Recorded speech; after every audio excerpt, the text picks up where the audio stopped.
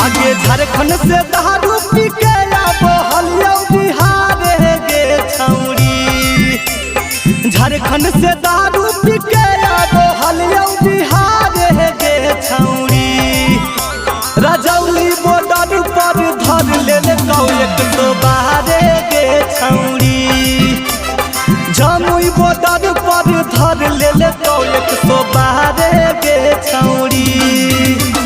मुहा में पाई पदे के कहल फुका मारे गे छौरी।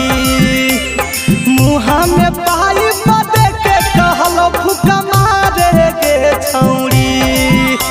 रजौली बॉर्डर पर धर ले एक तो बाहर गे छौरी।